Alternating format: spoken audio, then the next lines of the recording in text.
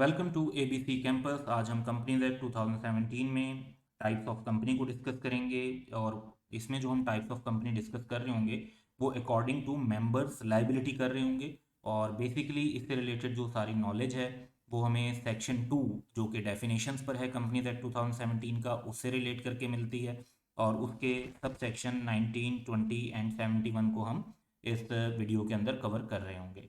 तो सबसे पहले हम डिस्कस करेंगे definition of company limited by share, फिर company limited by guarantee, then unlimited company. और उसके बाद हम डिस्कस करेंगे समरी कि ये जो टाइप्स हैं ये आप ओवरऑल जो है इसकी पिक्चर क्या बनती है। और हमारा focus basically relevant sub section of section 2 of companies act 2017 पर।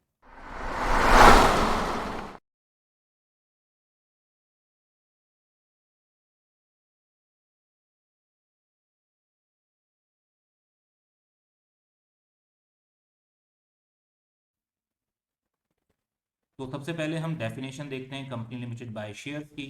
तो इसको लॉ में डिफाइन किया गया है कि company limited by shares means a company having the liability of its members limited.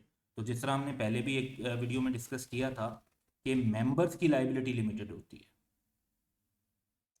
Having the liability of its members limited. अब नाम ये है कि कंपनी लिमिटेड बाय शेयर, लेकिन कंपनी की लायबिलिटी अनलिमिटेड होती है, मेंबर्स की लायबिलिटी लिमिटेड होती है बाय द मेमोरेंडम, क्योंकि ये लायबिलिटी की जो क्लाज है ये मेमोरेंडम ऑफ एसोसिएशन के डॉक्यूमेंट में लिखी होती है। किस अमाउंट तक लिमिटेड होती है?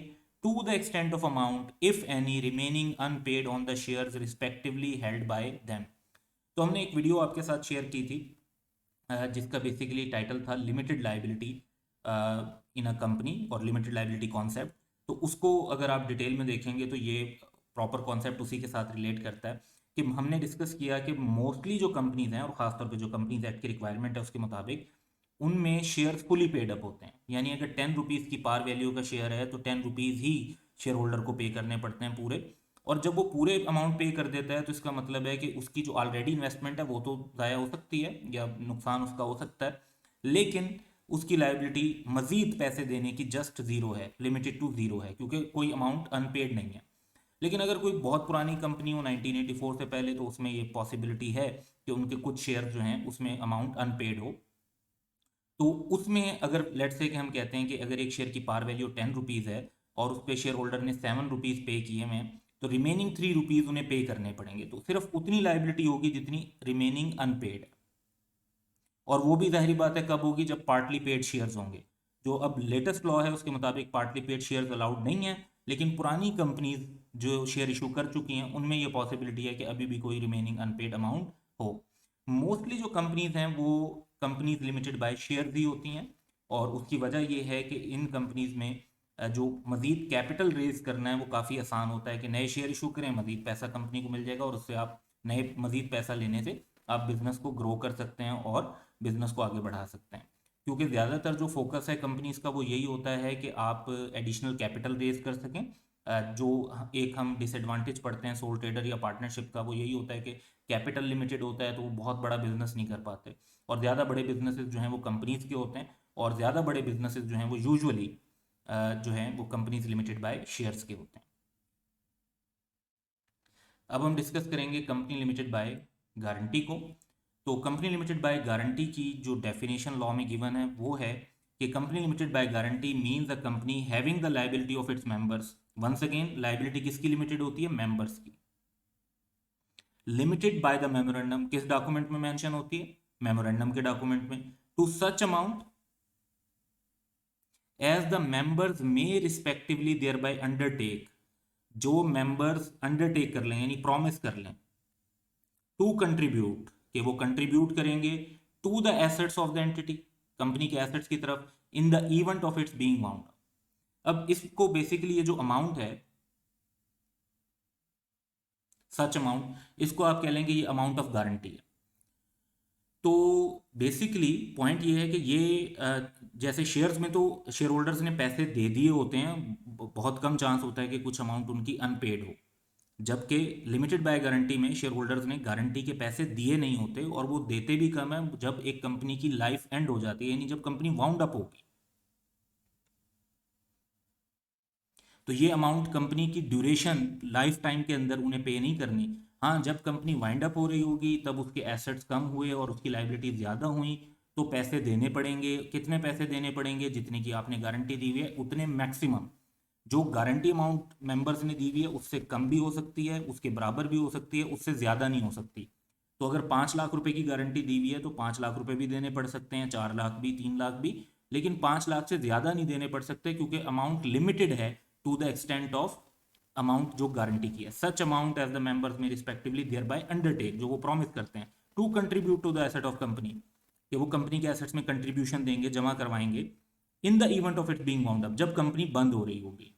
तो बाजुकात कंपनी बंद हो रही होती है और ज़्यादा पैसों की ज़रूरत नहीं होती, तो गारंटी की अमाउंट हो सकता है बहुत थोड़ी सी देनी पड़े। और बाजुकात जब कंपनी बंद हो रही होती है तो काफ़ी शॉर्ट होते हैं पैसे, तो फिर फुल अमाउंट ऑफ गारंटी भी पे करनी पड़ सकती है। अब कंपनी लिमिटेड बाय गारंटी जो है ये फर्दर 2 टाइप की लॉ के अंदर जो है इसकी मेंशन है कि खासतौर पे जब हम फॉर्म्स ऑफ मेमोरेंडम और आर्टिकल्स को देखते हैं, एक company limited by guarantee not having share capital, यानी उसमें गारंटी होती है लेकिन शेयर कैपिटल नहीं होता। तो इसमें जो मेंबर्स की लाइबिलिटी है वो लिमिटेड होती है to amount of guarantee. At times कुछ स्टूडेंट्स ये क्वेश्चन भी करते हैं कि जी अगर शेयर कैपिटल नहीं होगा, पैसा बिजनेस में नहीं लगाया गया होगा, तो फिर बिजनेस कैसे चल सकता है? यस, मोस्टली जो है आपको बिजनेसेस रन करने के लिए इनिशियल कुछ कैपिटल की ज़रूरत होती है। जैसे आपको कोई फर्नीचर लेना है, प्लांट एंड मशीनरी लेनी है, आपको वर्किंग कैपिटल के लिए पैसे चाहिए, लेकिन ये लाजमी नहीं होता। अगर बाज़-औक़ात अगर हम कहते हैं कि जी कुछ इंडिविजुअल्स हैं जिनकी अच्छी रेपुटेशन है मार्केट में, तो वो ऐसे भी बिजनेस शुरू कर सकते हैं वो कंपनी लिमिटेड बाय गारंटी बनाएं जिसमें कोई शेयर कैपिटल ना हो। और क्योंकि उनकी अच्छी रेपुटेशन है तो उन्हें बहुत सारी चीज़ें क्रेडिट पर मिल जाएंगी स्टार्ट में on the basis of guarantee. क्योंकि जो लोग भी चीज़ें दे रहे होंगे उन्हें पता है कि ये अभी तो इन्होंने बिजनेस में पैसा नहीं लगाया, लेकिन अगर कंपनी जब भी वाइंड अप होगी और उस वक्त पैसे पूरे ना हुए, तो ये लोग, इन लोगों की रेप्यूट अच्छी है, इनकी फाइनेंशियल पोजीशन अदरवाइज अच्छी है, तो ये फिर इन्हें कंट्रीब्यूट करनी पड़ेगी गारंटी की अमाउंट और उनको अपने पैसे फिर मिल जाएंगे। तो गारंटी का कॉन्सेप्ट इस तरीके से काम करता है। और एक कंपनी या कोई भी बिजनेस विदाउट कैपिटल भी ऑपरेट कर सकता है। अगर आपकी मार्केट में रेप्यूट अच्छी हो तो आपको क्रेडिट और लोन्स मिल जाते हैं। और दूसरी टाइप है company limited by guarantee having share capital, जिसमें शेयर कैपिटल भी होता है। तो इसमें गारंटी भी होती है और शेयर कैपिटल भी होता है। इसमें जो लाइबिलिटी ऑफ मेंबर्स होगी वो लिमिटेड होगी up to the amount of guarantee plus unpaid amount on share. अब जिस तरह हमने डिस्कस किया कि मोस्टली कंपनीज में तो अनपेड अमाउंट होती नहीं, क्योंकि 1984 से ऑनवर्ड जो है वो companies partly paid share issue नहीं कर सकती, वो फुली पेड शेयर इशू करती हैं। तो ये जो अनपेड अमाउंट ऑन शेयर है ये मोस्टली जीरो होती है। तो ये मोस्टली जीरो होगी तो इसमें भी फिर बेसिकली क्या बच जाएगा? Amount of guarantee. तो दोनों टाइप में ही जो लाइबिलिटी ऑफ मेंबर है वो इक्वल टू लिमिटेड, लेकिन प्रॉपर कॉन्सेप्ट के लिए दोनों में ये डिफरेंस जो है वो आपको पता होना चाहिए। नेक्स्ट देखते हैं अनलिमिटेड कंपनी। अनलिमिटेड कंपनी की डेफिनेशन गिवन है कि mean the company not having any limit on the liability of its member. तो जो हम कंपनी का मेन फीचर पढ़ते हैं कि इसके अंदर मेंबर्स की लाइबिलिटी लिमिटेड होती है, इसके अंदर वो मेन फीचर ही नहीं है। तो अनलिमिटेड कंपनी में तमाम कंपनीज जैसी चीज़ें होती हैं, लेकिन उसमें जो मेन फीचर है कंपनीज का लिमिटेड लाइबिलिटी वाला वो नहीं होता। तो जब मेन फीचर ही नहीं होता तो इस वजह से अनलिमिटेड कंपनी एक तो कॉमन नहीं है, यानी आपको शायद ही कोई नज़र आए कि थाउजेंड्स कंपनीज होंगी तो शायद कोई एक अनलिमिटेड कंपनी हो। एज सच मैंने प्रैक्टिकली अनलिमिटेड कंपनी कोई जो है नहीं देखी। और ये टाइप बेसिकली तब यूज़ की जाती है जब कोई पार्टनरशिप स्टाइल बिजनेस हो, लेकिन वो थोड़ा सा फॉर्मेलिटी के साथ चलना चाहते हो। तो पार्टनरशिप स्टाइल बिजनेस को वो अनलिमिटेड लाइबिलिटी की तरह चलाना चाहते हैं, लेकिन क्योंकि वो थोड़ी फॉर्मेलिटी भी चाहते हैं तो फिर वो क्या करते हैं कि ऐसी कंपनी बना सकते हैं। तो ये बहुत ही कम यूज़ होती है ये वे ऑफ कंपनी। अब हमने 3 जो कंपनीज की टाइप पढ़ी, उनको अगर हम कनेक्ट करते हैं तो type according to members liability, limited by shares, limited by guarantee और अनलिमिटेड का। और लिमिटेड बाय गारंटी की फर्दर 2 टाइप्स हैं, having share capital and not having share.